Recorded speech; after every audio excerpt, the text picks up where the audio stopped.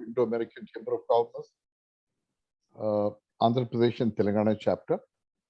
But yes, we do recognize our critical role in the Indian economy, because Andhra Pradesh and Telangana combinedly are a force to reckon with in terms of the growth, both industrial as well as services. And we want to start this evening on our response to the budget, which was presented yesterday by Srimati Nirmala Sitharamanji. And before going ahead, I'd like to welcome formally Mr. Lloyd Pinto, Mr. Riaz Tinga, and Mr. Krishnan, and of course, our own Mr. Apparauji. And let's kick off this afternoon with a few provocative remarks I wish to make. First of all,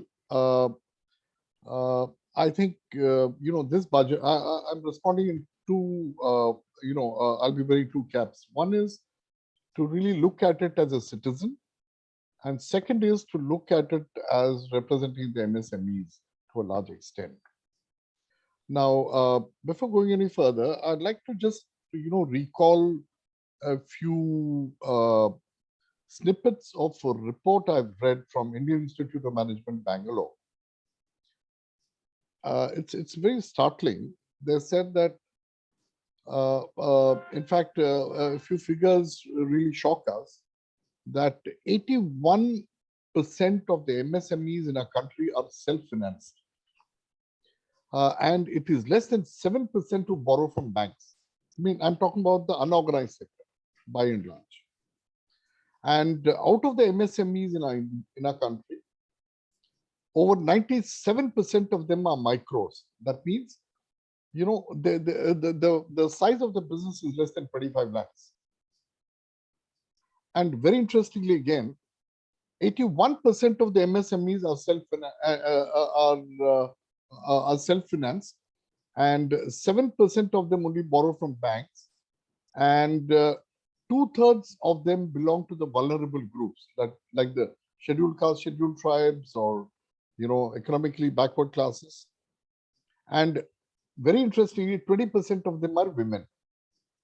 Now, this is the kind of the canvas in front of us when we talk about a budget, the impact of the budget, and the way to create a safety net for this kind of a population in our country at this moment. And also, it's noteworthy to observe that over 94% of them are not registered with the government. I mean, that is the size of our economy, which is at this point of time, which is unrecognized, or maybe in the informal sector, as we call. However, very interestingly, they contribute 30% to the gross domestic product of a country. Okay. And they employ over 50% of the industrial force is coming from the unorganized sector. Now, today, when we are talking about the emphasis on capex, or the investment in capex, I'm sure that it's a very, very forward-looking, a nation development-driven kind of a budget. There is no doubt at all. But at the same time, what's important is, we have to balance survival with growth.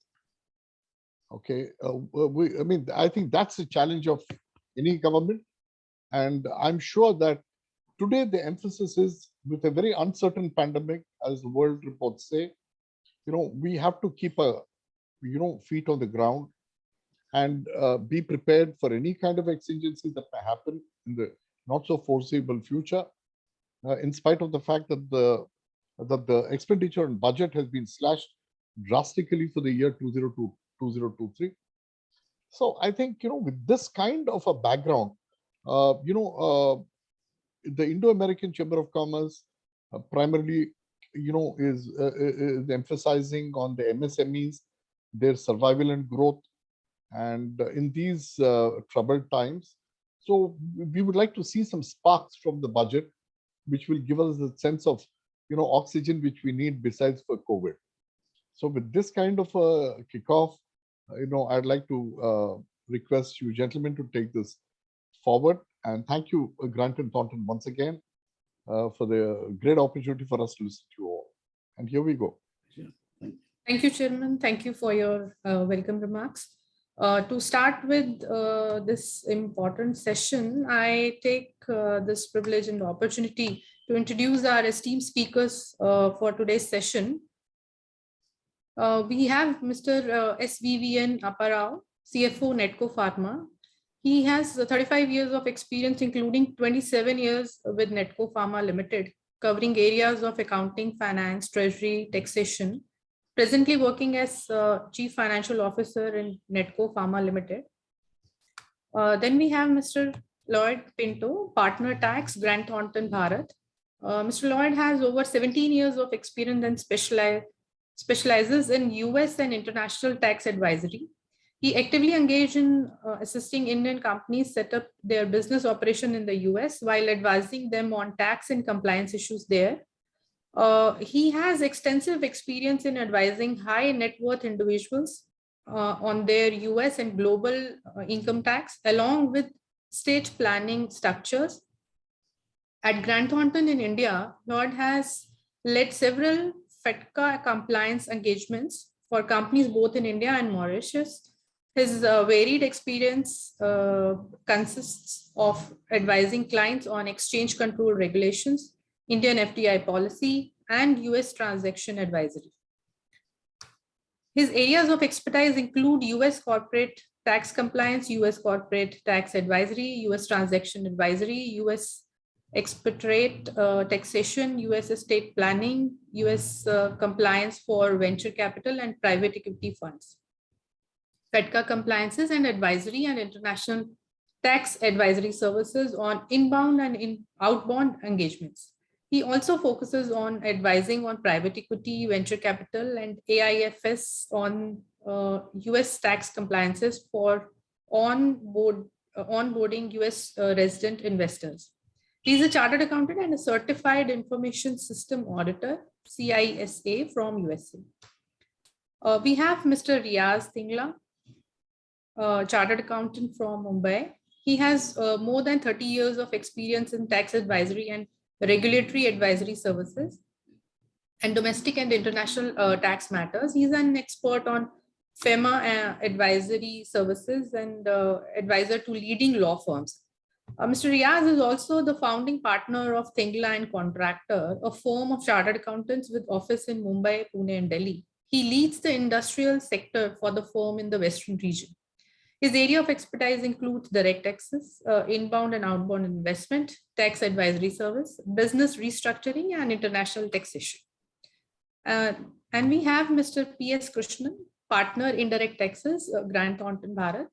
Mr. Krishnan has 28 years of experience in handling indirect tax matters of central excise, custom service tax, value added tax, GST, 100% EOU schemes, SEZ matters, foreign trade policy, FEMA, and RBI related matters. He has led projects on GST implementation across different sectors. Mr. Krishnan also has also handled a lot of niche and complex assignment in customs and indirect tax regimes. Before joining Grant Thornton in India, Mr. Krishnan worked at a large professional service firm in their indirect tax department for 11 years. He also worked in the Department of Enforcement Directorate, Customs and Sectoral Excise for over 16 years. And he did his BCom and MBA. So this is a brief profile about our speakers. And now I request our speakers to kindly take over. Thank you. Thank you so much. Thank you. Thanks, Shikha, for that kind introduction. Welcome everybody to this discussion. I'll kick off by just giving a few highlights of some aspects from the economic survey as well as the budget presented by the Honorable Finance Minister. From a fiscal deficit perspective, the revised estimate for FY 21-22 was about 6.9% against what was budgeted at 6.8%. For the next financial year, this is pegged at about 6.4%. I think what was heartening to note was the projected GDP growth of the country. In the first and second quarter of 21, It reached about 20.1% and 8.4% respectively. Tax receipts as a percentage of GDP, which was declining, early on since 2017-18, has seen at least a slight increase, 11.4%, due to the high revenue collection, this year. FDI inflows, have been robust so far. It is expected to remain a bit volatile due to the global uncertainties, the tightening of the monetary policies, probably led by the US Federal Reserve, and maybe a waterfall effect from other central banks as well. With that, as a economic background, we heard the finance minister lay out very clearly, and what Mr. Ramkumar also mentioned, a future-oriented budget, and the Amrit Kal, as she called it, as we move on to the next 25 years, as India looks at the journey from 75 to 100. What we see is probably a vision, a foundation laid down for the next 25 years. Of course, there are certain areas, there are certain hits and misses, and we'll hear from some of our esteemed panelists on what they believe the budget has managed to achieve vis-a-vis some items that they could have touched upon. But just trying to, in a nutshell, summarize what the finance minister laid out. The budget was purely based on 4 priorities, as she mentioned. One was the PM Gati Shakti, which was driven by the 7 engines, as she called it: roads, railways, airports, ports, mass transport, waterways, and logistics. Inclusive development, that was another very key priority area for the budget. Productivity enhancement and investment, sunrise opportunities, energy transition, and climate action, that was the 3rd priority. And lastly, all of it needs to be funded. So the whole financing angle of the financing of investments was the other priority. I think one very interesting takeaway, if you see one common thread that was woven through the tapestry of the budget, so to speak, was probably digitization. In almost all the initiatives that the finance minister spoke about, there were elements of digital transformation or digitization involved in many of the initiatives. Some of them, to just highlight for your benefit, was the setting up of 75 digital banking units in 75 districts by scheduled commercial banks. I think that will significantly enhance the reach of banking in these districts. Again, encouraging adoption and promotion of payment platforms that are economical and user friendly. E-passports, using embedded chip and futuristic technology, that is going to be very interesting. One nation, one registration software. This will make it uniform for national registration of documents. Digital university for world-class universal education. Again, a digital ecosystem for skilling and livelihood. The Desh Stack portal is about to be launched. The national digital health ecosystem is expected to be rolled out. The bringing of the post-banking network, post-office network onto the co-banking system. So that signifies the digitization of the post office network, and that will significantly enhance the reach of banking in areas where hitherto the banks haven't been able to reach. The post office network is probably much wider than our current banking system, so to speak. And of course, the big bang announcement of the central bank digital currency to be introduced by the RBI. So far, globally, there have been only about 9 countries which have actually introduced a digital currency, and a bulk of them have been in the Caribbean. None of the major economies have yet announced a digital currency. A lot of them, about 80 odd economies, are somewhere along the plan on thinking on these lines. But I think in terms of a formal announcement, India is one of the major economies to announce a digital rupee, a central bank backed digital currency. So that is going to be really interesting to see how that pans out. Some of the other initiatives were around MSMEs, which Dr. Ramkumar touched on. Is the emergency credit line guarantee scheme has been extended till March 23. Expected to cover almost INR 500 billion, with a focus on hospitality and related enterprises. There's a raising and accelerating of the MSME performance program to be rolled out. There's an outlay prescribed of 6,000 crores over 5 years, and plus the credit guarantee trust for micro and small enterprises to be revamped with the infusion of funds. On the ease of doing business, the insolvency laws, the acceleration of corporate exits, that's a welcome move, for professionals in that area. It also helps multinationals, wind up and see visibility quicker when they are, exiting businesses. Green bonds will be issued to finance project to, reduce the carbon intensity. On the technology side, we saw her talk about, the drone Shakti and promoting drone as a service. Startups will be promoted to use drone as a service. Use of Krisan drones will also be promoted for crop assessment and digitization of land records. On climate action, which is another important area she spoke about, the whole promotion of the battery swapping technology as an alternative to setting up charging stations in urban areas. That's also a very welcome initiative, and given our current infrastructure, that is probably a viable alternative to setting up charging stations throughout the country. And of course, use of clean tech and governance solutions, EV vehicle in public transport and special mobility zones with a zero fossil fuel policy. That's also a measure geared towards climate action. So these were, in a nutshell, just some of the areas that we have seen the budget touch upon, which I wanted to bring to your attention. Let's shift gears a bit. Let's get in an industry perspective. We have Mr. Apparao, an industry veteran. So Mr. Apparao, why don't I turn to you? And from your perspective, why don't you tell the group today, what is your view of the budget at a high level? What, according to you, are the big hits and misses from the budget? What were your expectations vis-a-vis? What did you see as an outcome? So give us your take from an industry perspective. Mr. Apparao, you're on mute.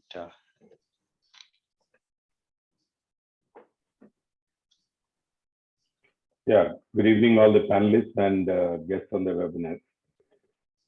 Yeah, it's a very forward-looking budget. It's definitely different from the earlier budgets where we see the numbers, mostly the numbers which would be giving various sectors money and kind of things.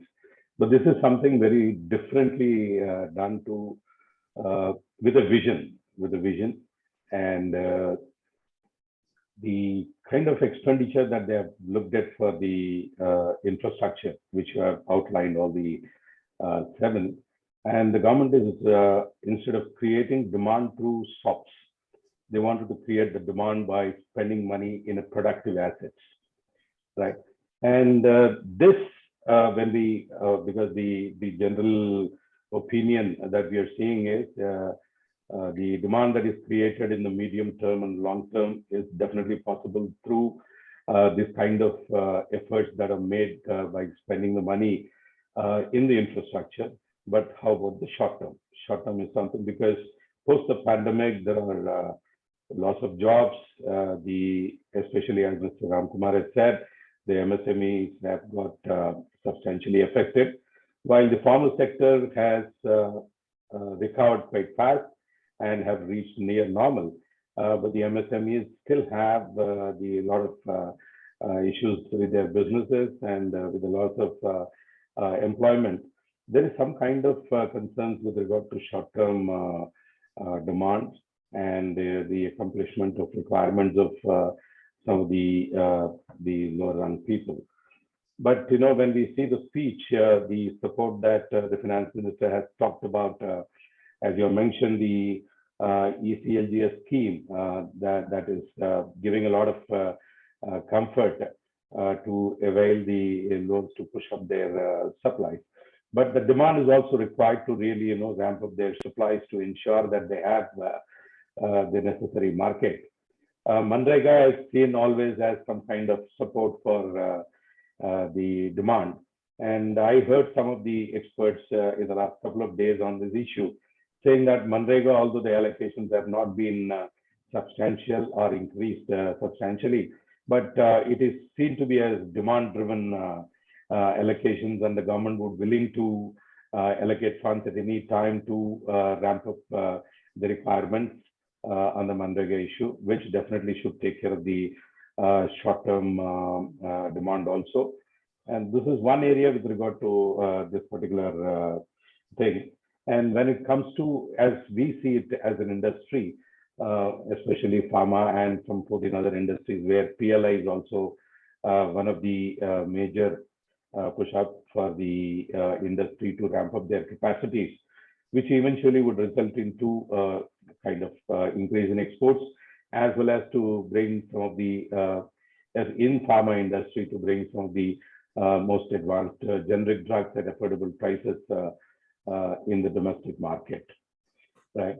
And the estimation is that there would be substantial investment to PLI and the creation of jobs also through the investments that are made by the approved industries in the PLI area, right? Post-pandemic, there are certain contact industries like the hotels and some of the entertainment industries, like movies and beauty parlors and all these things, where definitely there are concerns, and where I think there is some special provision is also made to ensure that they are taken care, so that the MSME industry doesn't suffer in that area, right? And one more thing, what I've seen is, because in the middle of the budget, the finance minister has announced the collections of GST, such a whopping figure. And when we look at the industry bonds and some of the developments which have been there over the last 2 quarters and the outlook, the estimates have been very conservative, in my view, and the views of some of the experts also, that the revenue estimates have been with conservatives, and the government is likely to get better revenues than what they have been projected. So they would have the leverage to even run a stimulus package if required to the needy. That is something which I'm very happy, because there's nothing extraordinarily put which is not achievable. And given the kind of estimates that they have given, I'm sure that they would be able to achieve. Or even finance minister was also telling yesterday in one of the seminars, saying that there would be a possibility that they would cross the revenue projections that they have given, which would leverage them to do much better than what they have estimated in terms of the expenditure. And one more thing is, yes, there is a little disappointment with regard to the allocations that have been made to the healthcare industry.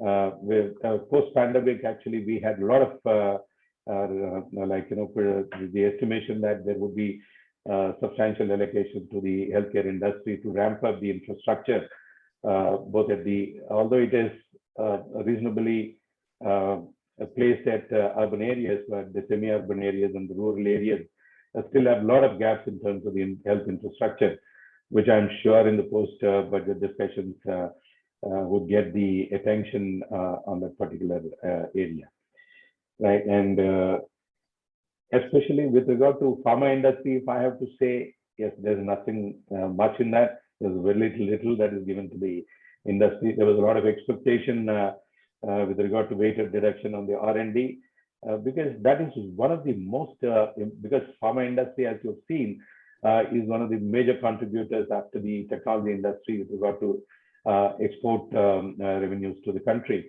And the another major factor is because in the last 10 years, the industry has spent huge sums with the kind of weighted deduction that the government has given. And the R&D efforts of the industry has definitely helped the country in terms of making the drugs affordable in many areas which were not otherwise available for a long time. In the last 10 years, I've seen in oncology, in the area of hepatology, where there were no drugs to cure, and there are so many advanced drugs which have come into the market very affordable prices. And definitely that is something which we are missing, and I understand that the industry is still pursuing with the matter with the government to give the benefit of that. And if you see, there is for the exports, the government earlier has given the incentive MEIS, which was withdrawn, and there is something called the roadmap has come. And surprisingly, the pharma industry was not finding place in that. And the industry has expected some kind of announcement on that, even which to our surprise is not there. And the point with regard to the digitization, at least, in the last 2 years post-pandemic, we have seen a revolutionary change in terms of how every industry, not only the pharma industry, every industry they was operating to accomplish the business needs, and this is going to take us a little more forward to reach out to the end users, the consumers, and in our case, the doctors and the patients, much more closer in terms and a little quickly whenever there is need for it. And the National Health Mission and the ecosystem platform also, which was announced, the details of which are still to be seen. But definitely this will take the more transparent, and it'll make it more affordable for the public, where you don't have the presence of the doctors and hospitals, which would be very useful. And when it comes to tax, I'm sure that the panelists from DT or the experts in that would take care of it. And anything else that I could broach upon can be asked for. Sure. No, I think thanks, Mr. Apparao, and I'll come back to you in a minute on some of your views. Let's bring in Mr. Riaz Tingna into the discussion. Riaz, from a direct tax perspective, what are your overall views on this budget? What were the highlights for you? Thanks, Lloyd. So as far as the direct tax budget is concerned, as Mr. Apparao also pointed out, this budget does not make too many changes. So I think the underlying theme has been stability and certainty. And I think that has been an important element here to try and provide that certainty, which is one of the most preferred canons of an effective tax system. So there have been limited changes which have come in, but having said that, there are a couple of important changes that come to mind immediately. The first one is on the virtual digital currency. So while you already mentioned that the virtual digital currency is being rolled out by the RBI in 22-23, this will actually change the dynamics of digital inclusion across the country, combined with also what is being done with core banking into post offices, etc. So I think that is one big change which has come in structurally. But on the taxation side, ambiguity on taxation of digital currency or crypto assets, including NFTs, has been put to rest. Like it or hate it, but at least there is now some certainty on how the tax will be levied. So now any income on transfer of a virtual digital asset will be subject to tax at 30%. The term transfer is wide. It will include even gifts. No deductions will be allowed except the cost of acquisition of the asset. No set-off of losses. Now, when you talk about this, it means that the government is actually treating this as a speculative asset, which might be quite different from how it is being treated in other parts of the world. And you can maybe shed some light on how it is being treated in jurisdictions like US. But here it will be treated akin to speculation income. And to ensure that there is tax collection, a TDS of 1% has been introduced, which will be paid by the buyer. A lot of gray areas. You can transfer assets like digital assets on the exchange. You can transfer it through digital wallets. Now, you may be able to monitor transactions which happen on the on the exchange, but may not be so easy to monitor these transactions if they're happening on digital wallets. Also, the issue of where is the situs of the digital currency will come in, because will it be where the holder of the digital currency resides, or will it be where the server resides? So those are the issues which we will have to deal with. So one other area which I think has been a very positive movement, it is on the IFSC Gift City. So the government of India has shown a commitment over the last couple of years to make the IFSC successful. In fact, in the recent past, when we have also been interacting with the IFSC authorities, we found that our interactions are extremely positive. In fact, the IFSC authorities are extremely agile and responsive to individual business needs. So these changes which are being proposed will just go that much more towards making it even more attractive as a destination. So the first change is in the structure again. An international arbitration council is being set up in the IFSC Gift City, which is in line with international practice. So it will create a lot of confidence, investor confidence. And this has been combined with an attempt to actually enable higher skilled resources. So international universities, educational institutions are being invited to set up their entities in the Gift City, and they will be treated as foreign entities, so they will not be subject to the domestic regulations. So I think these are two positive steps on the structure. And on the tax side, they have introduced a couple of exemptions, two exemptions. So one is any income which is received by a non-resident from portfolio investments in international securities or overseas securities will be exempt from tax if it is managed by a PMS situated in Gift City. This will be a big boost for fund managers to manage overseas assets from IFSC Gift City. Whether it will encourage fund managers already operating in other jurisdictions to also move to IFSC is to be seen.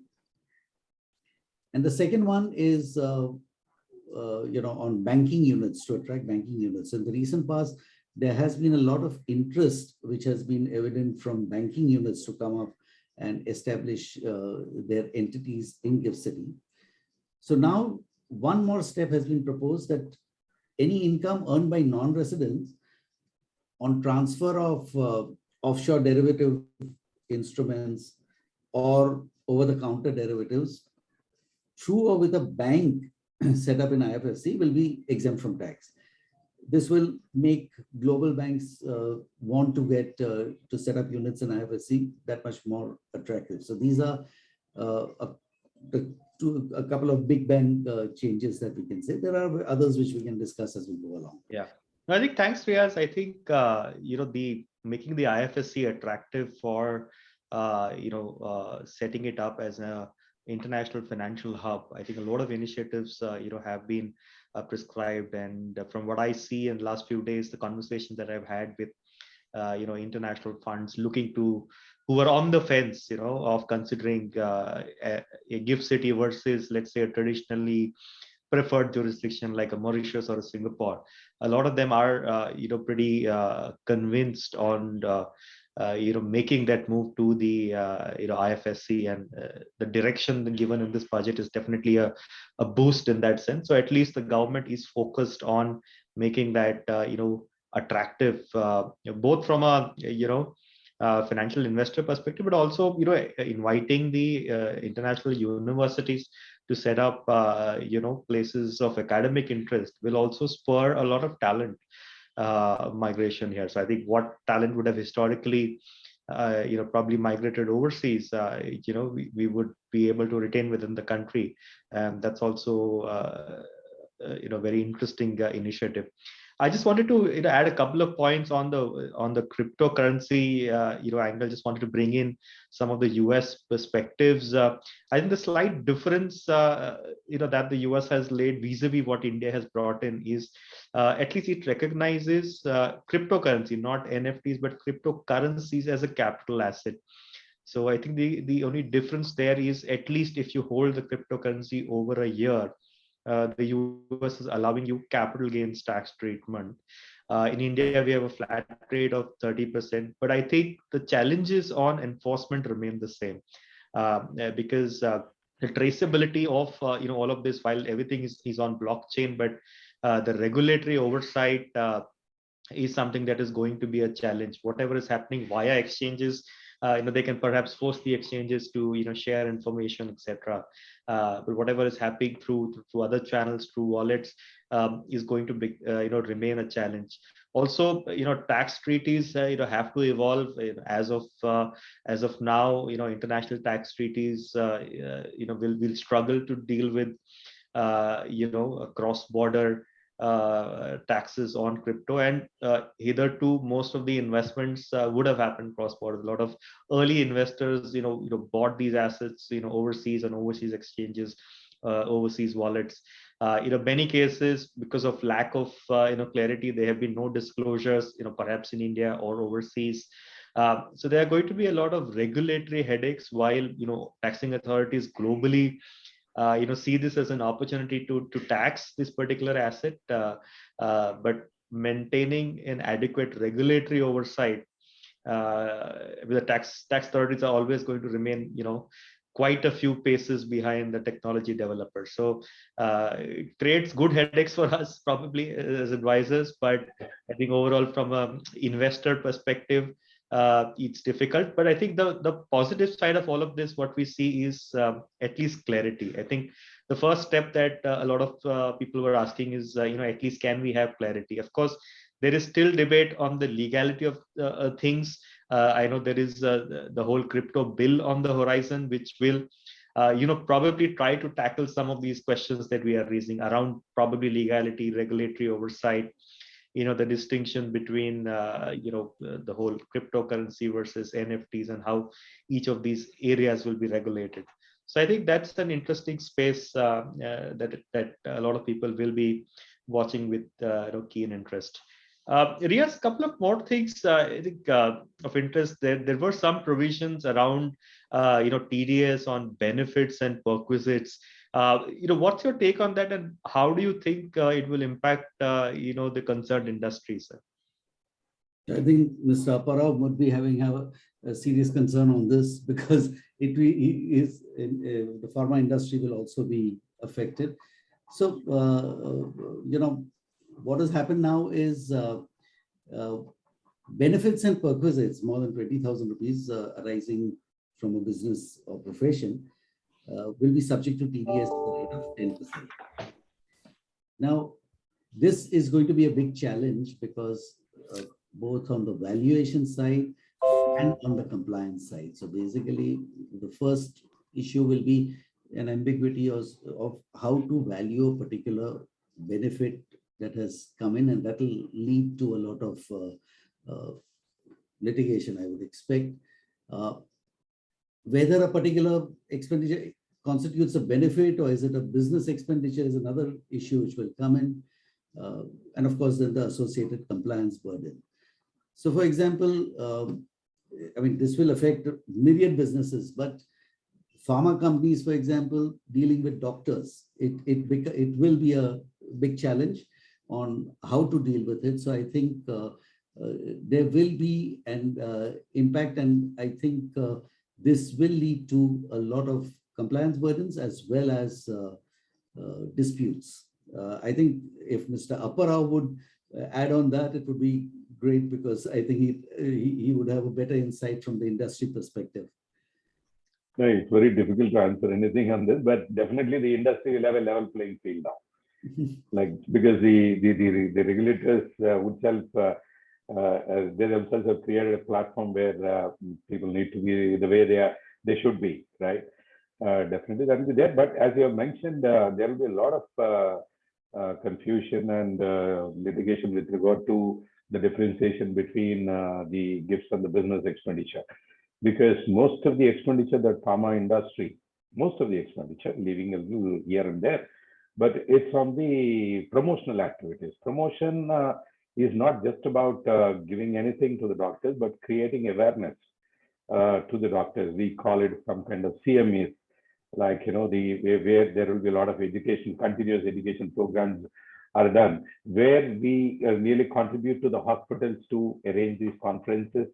Because if you see, there is something called oncology. Oncology is a cancer where you have concentration of the doctors in the urban area, where you don't have so many experts and specialists in the semi-urban and rural areas, where we try to bring in some kind of interaction between these two communities to educate even the general practitioners about as to what to look at when a patient comes with these kind of problems where they cannot reach the specialist, where we need to do a lot of expenditure, which would sometimes look like a gift, which would sometimes look like it is given to the hospitals and doctors. And this kind of confusions would be there.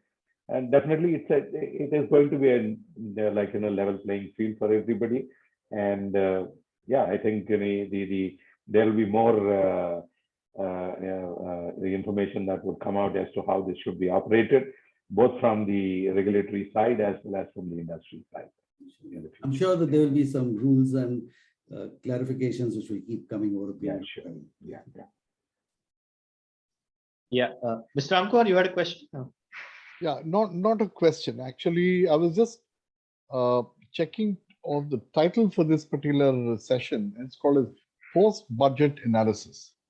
See, it's we are not only restricting ourselves to the tax implications on the economy. I think let's I mean, my section would be, let's widen the discussion, because what I would like to add at this particular point of time is just an observation which struck me yesterday, which says that basically, if you look into the last 4 years of all our budgets, why 4? I'll give you the reasons later if somebody asks.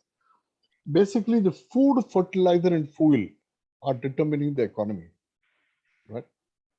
Now, let me elaborate a little bit. I don't want to take much of your time. I'm sure we'll have emphasis on the taxation. Now, when you're talking about food, it affects the common man. Right?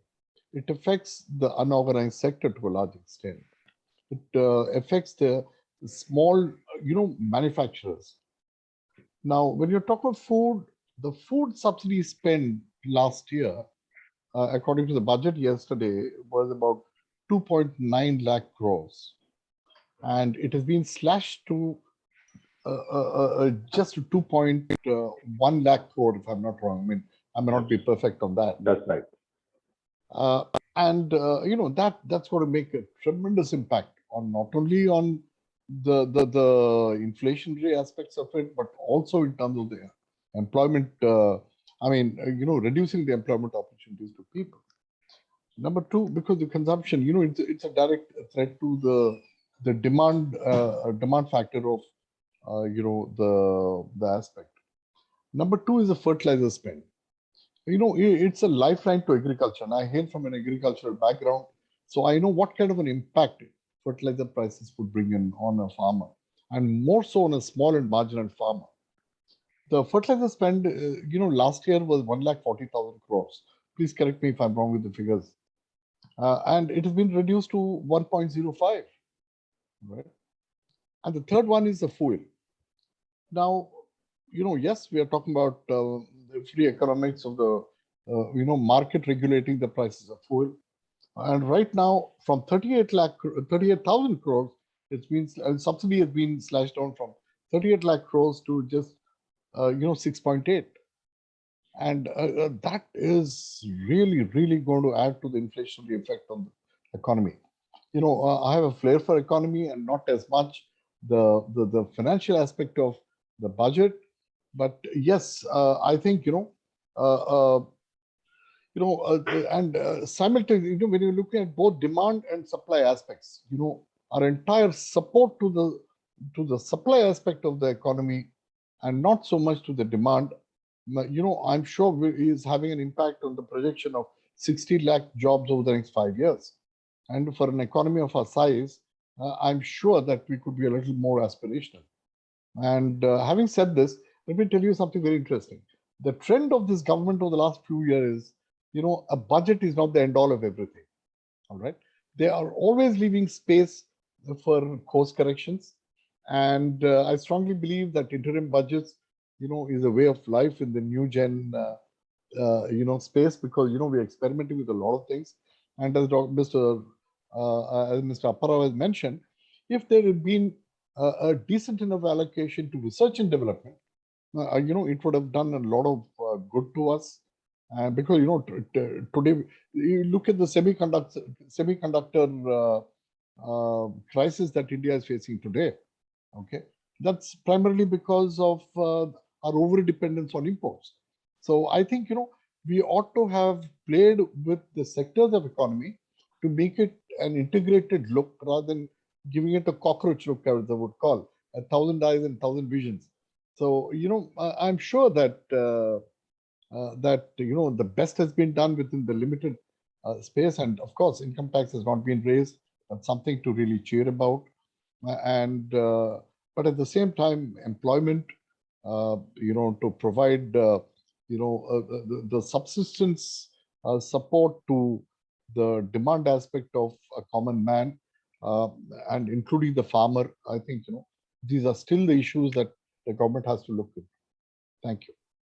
Yeah, thanks, Dr. Ramveer. Taking a cue from that, I think from a employment generation perspective, there was a mention of creation of 6 million jobs due to the PLI schemes. Let me bring my colleague Mr. Krishnan into this conversation. Mr. Krishnan, what are your views? Do you think the whole PLI scheme will contribute towards the whole employment generation aspect? What's your take on that?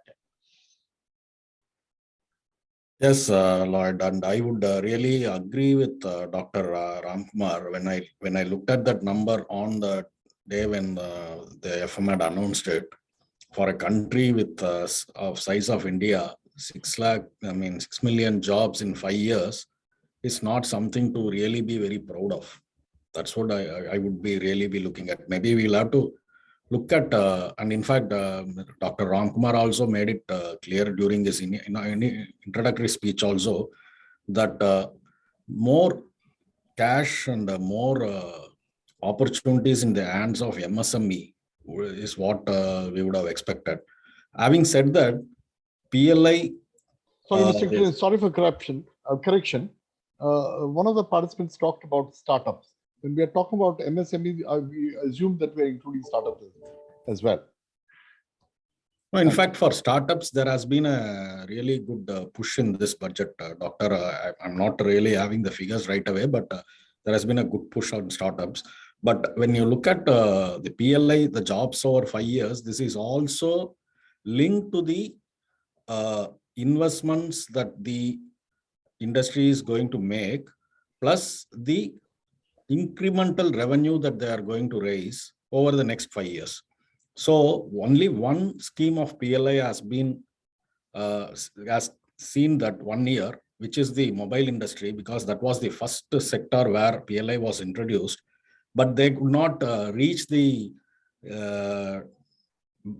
target that was fixed under the PLI scheme, and they have now represented to the government to reconsider the targets. So considering that, auto is another sector which there is a huge trust in PLI. Of course, pharma, there have been 2 schemes for pharma. Pharma may definitely be able to reach it, considering the current situation, as well as the fact that I have also seen one of the questions where India might become a global hub for pharma very soon, if we have not already reached it. But auto is also facing the supply side issue because of the fact that we are not have been having a very robust R&D in India, and because of the fact that we are depending on imports for various important components. And auto PLA has also been announced in amidst this scenario. So looking at all these things, there are so many factors that has to fall in place if India has to achieve that 6 million jobs. That is my take in that. Right. Thanks, Krishnan. From a economic perspective, yes, Riaz, you want to add some And comments? I just wanted to add that in terms of employment, of course, there is completely agree with the fact that the large contributor to employment, unorganized sector, generally gets no relief. But here, only thing is that I think the 6 million jobs are all being correlated with the increase in capital expenditure which has been proposed. Now, what are the components of the capital expenditure is something that we need to see, and whether they will generate that kind of employment which is looked at. Is it all on infra and creating the projects, or is it also on disinvestment that comes in? That is something that we need to see. But I think it's the government is relying on the additional capital expenditure to create that employment that we look at. Right. I think we're hoping that the multiplier effect will, Yeah, sorry, I'll just pick up Yes. from where Riaz has left. Riaz, you did mention about the possibility of employment being. But the sad part is that in Manrega, they've slashed it by 25%. The Rural Employment Guarantee Scheme has been slashed by 25%. And today, that's a means of livelihood to a lot of migrants who've gone back to their villages for the purpose of agriculture. Okay, primarily because it's very unaffordable to be in a metro city because of the pandemic. So I'm sure that they will make course corrections. I'm very confident about that. I think the finance secretary was asked that question, and he responded by saying that they expect the demand for Manrega to go down because of the additional employment that comes with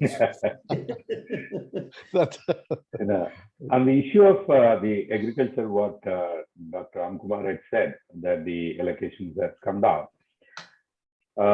One thing which is absolutely my personal opinion, because if you see the budgets of the states and the way they conduct their the expenditure, I think that has to completely change to concentrate only on the areas where they are supposed to spend the money and stop this kind of soft that they have been given, and use that money for the productive assets and productive development, which would enable them to increase their employment. And states also can subsidize the agriculture, enabling them to really, push it. Because everywhere it is the constraint of the money. When the government has just given 2,01,000 crores compared to 2,80,000, it's a question of the constraint on the money.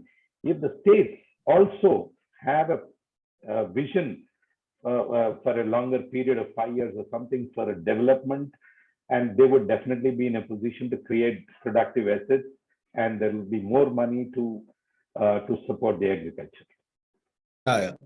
In fact, that is one very notable feature of this budget, where the government has not announced this budget with the elections in mind, particularly the elections in UP.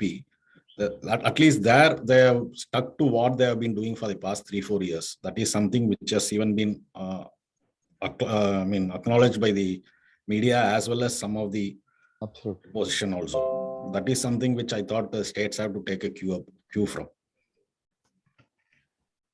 Right. Thanks, Krishnan. Just wanted to focus on some of the international corridors. From a customs perspective, Mr. Krishnan, there've been quite a few changes in the budget. What are your views on what are some of the important changes? Have they looked at protecting certain domestic industries, or opening up sectors? What's been the directional policy from a customs angle? Yeah. So since the inception of GST, Lloyd, if you look at budget, earlier, in fact, when I used to take budget sessions, our presentations used to run to 25 slides, minimum 25-30 slides. Now it is all restricted to 5 or 6 slides, and mostly the changes are coming through customs. And one theme that we saw in this year's budget in the customs changes is this has been happening over the past 3-4 years. It was started somewhere in 2018, where the Prime Minister had announced the Make in India initiative, and to that extent, they had selected some sectors to which they have now allocated the resources for PLI also. The 10 to 11 sectors where PLI has been announced. These are all the sectors that have been identified as sectors with promise. And therefore, for all those sectors, the import of raw materials, the customs rate has been slashed. And this year we have seen customs rate coming to even up to 2.5% for some of the raw materials. At the same time, the finished goods in those sectors, the rates have been increased. This is clearly the direction that was given in 2018 is still being followed.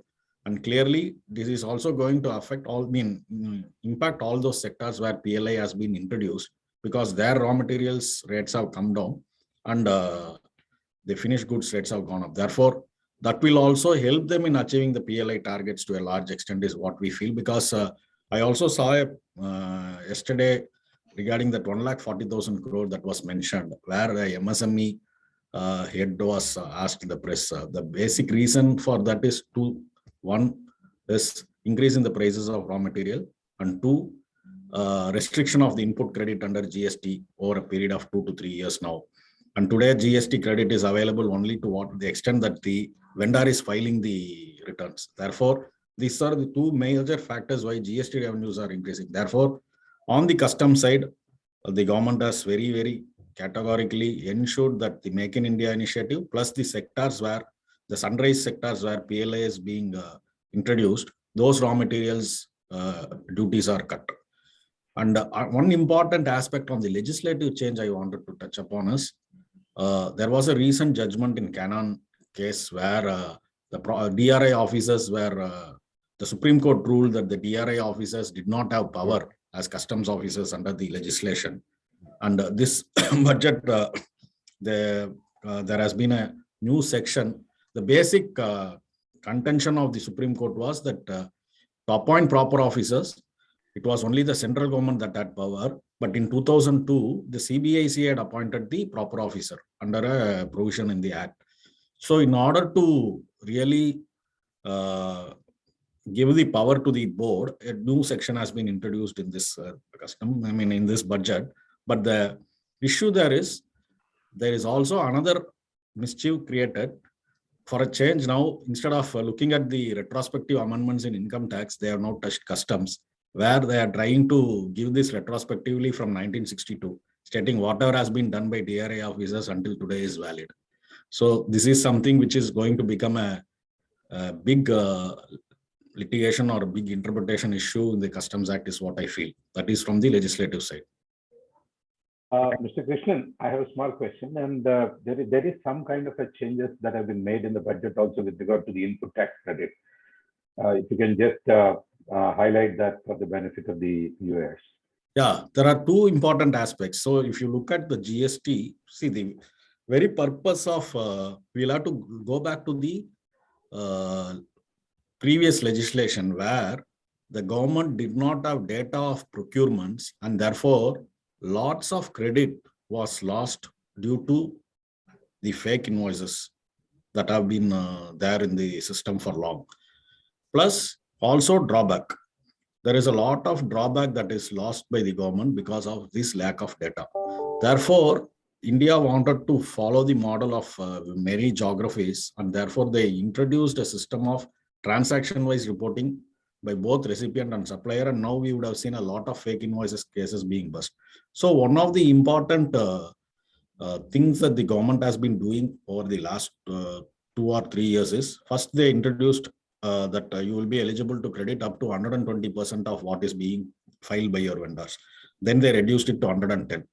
They made it 105, and now in this budget they have made it 100. So today, even though you pay the vendor your tax, you will be eligible to avail the credit only if the vendor files his return and pays the tax. These two things are attached, and also the system also throws an alert if, for example, you have availed a credit of 1 crore, whereas there is only 80 lakhs that has been filed, which is beyond 10% of what has been filed, then an alert is coming. Therefore, you cannot go beyond 80 lakhs or 88 lakhs. So these sort of checks and balances are there in the system. If you ask me whether this is good for the industry, my take on that would be, in order to check a 10% people who are indulging in such issues, you should not penalize 90% of people who have been following it properly and religiously. So the government has to really step in here to ensure that people who are filing it properly and who have been doing it well based on some rating system or something, because during the GST implementation, a rating system was also mentioned. So anybody with a rating of above 8 in this filing over a period of, it cannot be the last 6 months or maybe over a period of 1 year or right from the date of GST inception, they should not be penalized by this, is what is my take. That is one important change. Another change is related to the timeline, where earlier the credit was allowed only up to September 30th of the return filing date of September of the subsequent financial year, which is October 20th. Now they have extended it to November 30. These are the two important changes in the credit. Thanks. Yeah, Lloyd, I have a question for you. Yes. There is a talk in the United States that the federal government is going to increase the interest rates and 4 times within the next few months. Will that make any impact in terms of the capital inflow into, the foreign remittances inflow into our country? And if so, will it make an impact on the interest rates which are prevalent in our country now?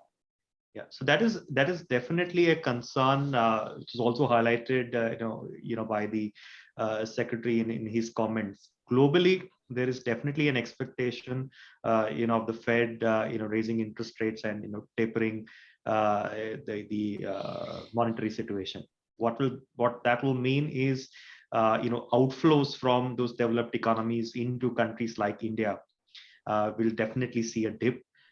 Because if interest rates in their home countries are higher, capital inflows into developing economies like ours is definitely looking to be constrained, if I may use that word. The good thing we see is this is something that the government has already factored into. From what we heard, Sanjeev Sandhyal, say in his discussion was they've considered a potential, tapering and global tightening of liquidity and comparatively restricted inflows into India. And that's how they have projected even their budgeted growths. The only thing that we see from a assumption perspective, while that is one of the assumptions they've made, the other countervailing assumption that they've made is oil prices may remain at 70 to 75. Globally, they're at around $90. And word on the street, and some experts say that it's unlikely to come below $80. So is that overly optimistic? I know that's an average over the next entire year. But if prices remain, that robust, even oil prices, I think that will definitely, in some way, hamper the 8 to 8.5% GDP growth that we've projected. But coming back to your question, there definitely tapering is expected, and that will impact to some degree the FDI flows, into the country. There. Just to add 2 comments there, Lloyd, one is that the anticipation is that the Fed tightening may not happen for the next quarter, and it is likely to happen after the next quarter, because otherwise it will also hurt the US economy. The second, on the oil prices, combined with the tension between Russia and Ukraine, again, that is going to have a big impact even on the oil prices. Going down to 70s seems unlikely in the present scenario. Yeah, thanks, Riaz. I just wanted to bring, some discussion regarding the services sector. I think the services sector is also one of the very large contributors to our GDP. Somewhere, and Riaz, if I may ask you to comment, do you think we've missed the boat on, at least some big bang, initiatives on the services sector side? What's your take on that? Thanks, Lloyd. I completely agree with you. Services sector, especially for a country like India, is one of the more significant growth engines. And unfortunately, there's been no real step taken to support this sector. In fact, one of the misses I would say is that, there is that beneficial tax rate for manufacturing companies, which have been set up to 31st March 23. That I think the finance minister announced and extended it to 31st March 24. Whether that could have been extended to the service industry, that I think could have been a big boost. But I think to some extent that is a miss in my opinion, because services industry has not got the support that it deserves and requires.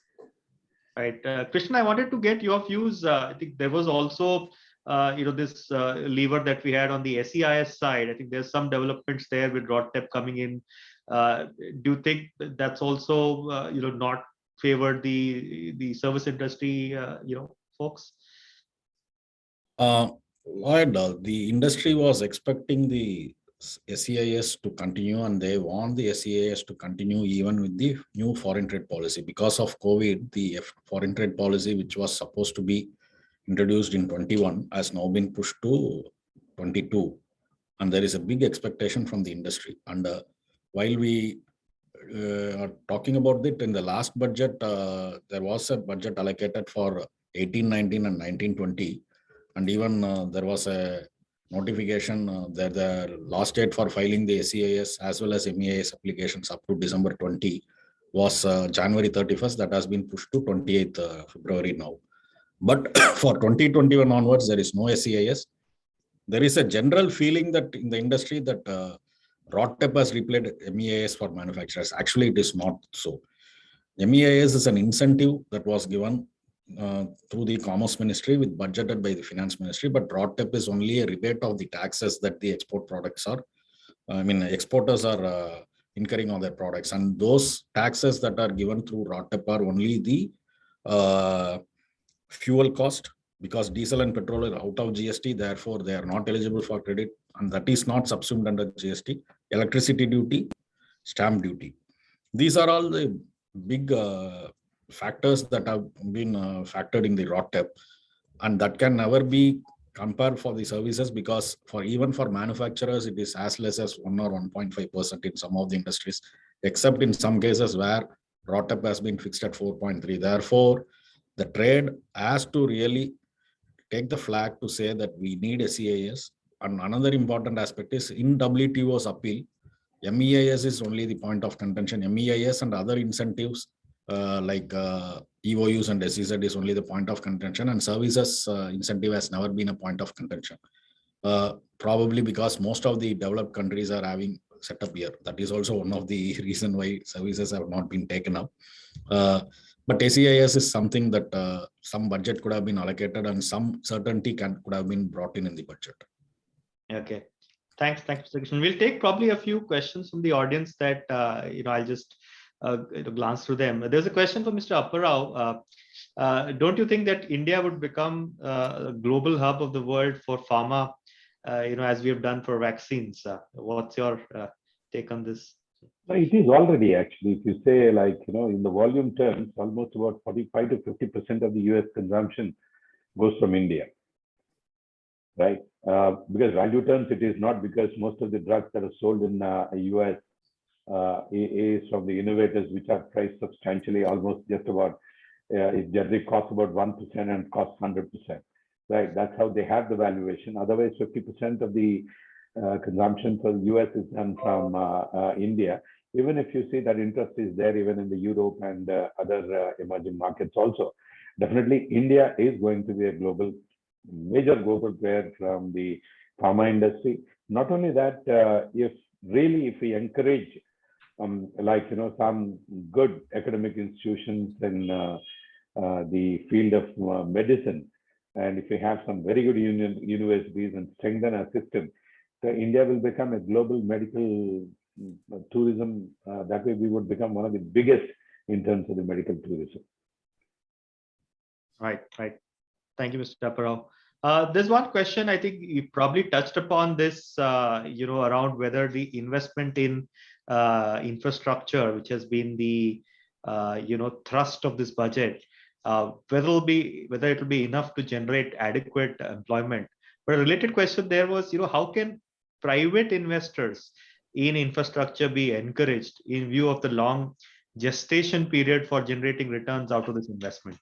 Any views on that, Riyaz? How do we encourage private investment in infrastructure? Or Krishnan? No, I think just briefly in terms of private investment from the direct tax or exchange control side, there can only be incentives where there'll be twofold investments incentives, that you have the backward write-off of losses also. Assume that there is a tax holiday and supported by financial institutions providing easy finance to that industry. These are some of the things that can be done. Unfortunately, most of the infrastructure projects require large investments and generally would not be the domain of the smaller players. So in that portion, I think the tax incentives would be one of the ways to get some incentive through. Sure, thanks. There's one more question on the defense sector. I think the question is that there is an expenditure towards defense is by way of major sourcing from domestic markets, approximately 65%, and reducing import. The question is, what is our country's competency level to take care of this area? Especially defense is a sensitive area. Mr. Krishnan or Mr. Ramkumar, do you have any views on that, on the defense sector? I think they've also opened up a little bit on the FDI side on the defense sector. So they are inviting certain international expertise into this area as well. But from our country's perspective, do you think that's a wise move, considering it's a sensitive area? So, Lloyd, this is again an important aspect. Ramkumar was speaking. Sorry, I think you're on mute, Dr. Ramkumar. I'll come to you, Krishnan, I think. Right. No, please go ahead, Mr. Krishnan. I mean, Okay. if you're able to answer it. Otherwise, I can chip in after you do. Oh, I was just wanting to mention that this might be basic reason for this might be the government is also looking at setting up a defense corridor, something similar to the auto parks, where they want to bring in the major defense manufacturers and also the raw material and component manufacturers around the same area. And maybe the thrust is for such an initiative.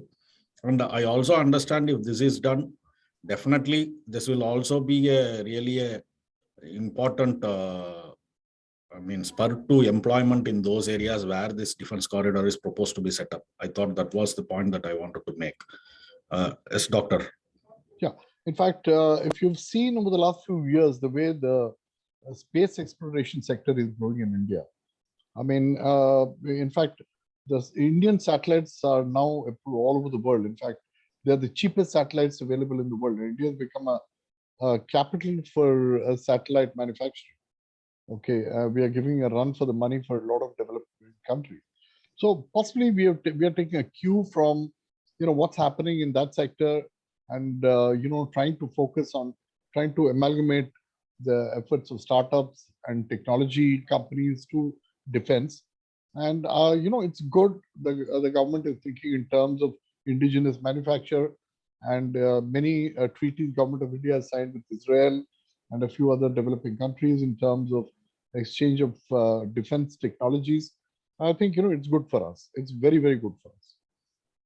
Okay, thanks. I think we are at the end of our time. I'd probably hand it back to Ms. Shikha.